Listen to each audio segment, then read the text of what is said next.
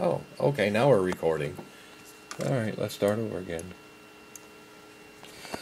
Charles Perry was basking in the late afternoon sunshine. What a day it had been. The temperature was in the mid-80s, perfect in his opinion.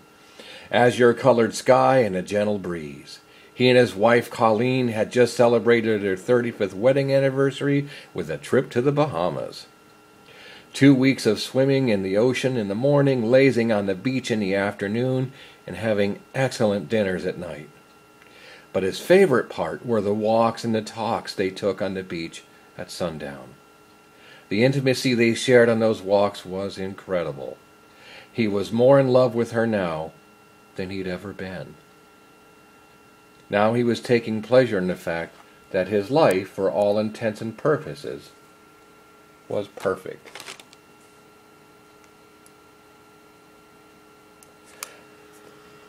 Hold on a second. I'm going to figure out a better way to do this. They had 2 children, Thomas and Mary. Thomas had married his high school sweetheart, Debbie Connors. And the 2 of them went off to college together.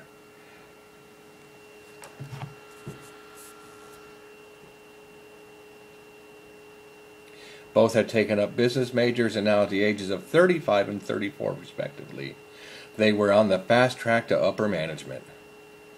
Debbie was a tiger that went after what she wanted, while Thomas's charm made up for what he didn't know in detail. Like his father, Thomas used what he had to his best advantage. Debbie never let having 2 children slow her down on the race to the top. Charles used to say, "Nice pick, son. She's definitely one of us with this drive and the desire she has. Oh, yeah." Mary went to medical school, never had much time for relationships. That had changed when she got through interning. At the urging of her friends, Mary went out clubbing with them one night. She was so taken by the sax player, Boney, his nickname, turns out that he was just out of med school himself, and that she introduced herself. Within a year, they were married. They had a child a year after that. And with Charles's encouragement, they put their son in child care and went to work on plans to have a practice. Life couldn't be better for Charles Perry. He had a great wife, except for that church thing, 2 kids that he could still influence, and a beautiful home. He drew a breath and let out a contented sigh. He had all that he'd ever need. He rounded the corner of the city block and was on his way to his brownstone when he heard a whimper from the alley just a few feet in front of him and to his right. He thought about calling 911, but then thought it would be silly if it turned out to be nothing. So instead he ventured into the darkening alley. He called out, "Hey, are you all right? I can't make out where you are. Could you speak up if you need help?" He heard a gurgling and raspy voice just above a whisper say, "Over here. Please, help me." Charles got out his cell phone and began to press 911. The man with the raspy voice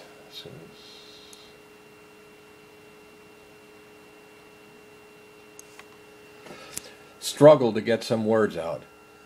"Please. No, please. I just need some help up. I'll be okay once I get to my feet. Please, just help me up." Charles put his cell back in his pocket and strained to see the man lying in the darkness. He took a few cautious steps and called out again, "I can't see you anymore. Where are you?" A chill went down Charles's spine as the voice, once weak, now strong, whispered in his ear, "I'm right behind you." The man grabbed his arms and with a sweeping motion kicked his feet out from under him. Charles face-planted into the garbage-strewn pavement. He smelled the vomit, rotting food, and a whole host of other evil odors. The impact had knocked the wind out of him. He convulsed and gasped for air. When he regained his senses somewhat, he pleaded, "What do you want?" "My wallet's in my pocket." "Take it. I don't know what you look like, so I can't turn you in. Just take it. Don't hurt me." The man cackled. I don't want your money. What do you want then? Charles was sure he was going to kill him. I've lived inside the recesses of your heart. I've come to claim what is rightfully mine, your soul. Charles's mind reeled. The thoughts raced through his head. What is this guy talking about? The man put his knee in Charles's back and began to beat him about the head. Charles's face was being rubbed into the concrete. He was sure he was bleeding. He shouted, "Please, stop!" His words sloshed the saliva and blood in his mouth and throat. If this guy didn't beat him to death, he was sure he'd suffocate. The man cackled again. No, I won't stop this. This is going to take some time. I'm going to enjoy this. The man grabbed the hair on the back of his head and pulled. He yanked so hard a handful of hair came out, and the man threw it under his nose. He smelled the blood, and he felt it begin to trickle down his neck. Tears welled him in his eyes. Why? Why is this happening? Why? Then Charles was unable to move because of the beating. The man stood up and began to kick him. Hard enough to cause severe pain, but not enough to break a bone. Charles just laid there. He was losing consciousness, and he was sure the end was near. He began to think of all the things he'd done, all the backstabbing, flirting, innuendo, the destruction he'd caused in the name of his quest for the American dream. Still the demon's words rolled over in his mind again and again. This is going to take a long time. How much could he endure? Then a flash of memory crossed his eyes, so quick he almost missed it. Colleen on her knees before bed every night, praying. Charles opened his eyes, and through his tears and blood, he looked back up the alley, and silhouetted in the backlight, he saw a large man and his small son. He reached out his hand and barely mouthed the words. Help me. In an instant, Charles was sitting a few feet from where he'd been lying, and his wounds had been healed. He rubbed his eyes, barely believing he'd been saved, when he saw the demon flailing a whip. He shrunk back and closed his eyes. The whip didn't hit him.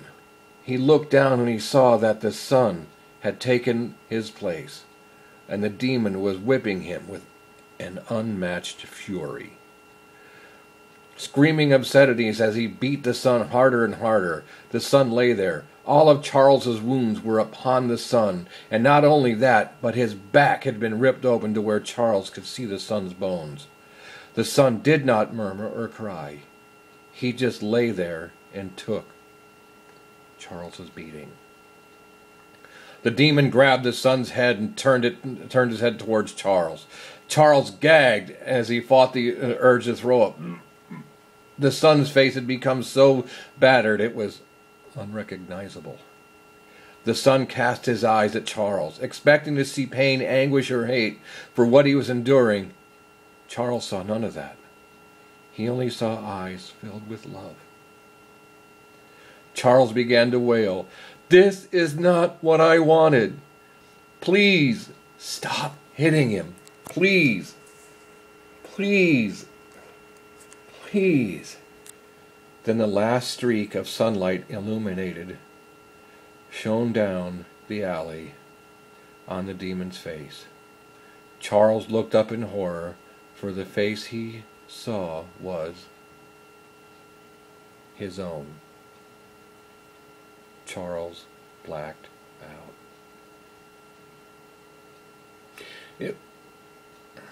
It was Sunday morning, and Charles Perry arose with a fright. His body drenched in sweat, he was shaking. He rubbed his eyes and looked around. There was his wife, Colleen, sleeping peacefully. The sun's rays blasted through the Venetian blinds. Everything looked normal. He swallowed, got up, and went into the bathroom and wiped his face with fresh, clean water. He stared at himself in the mirror, unable to shake the dream he just had.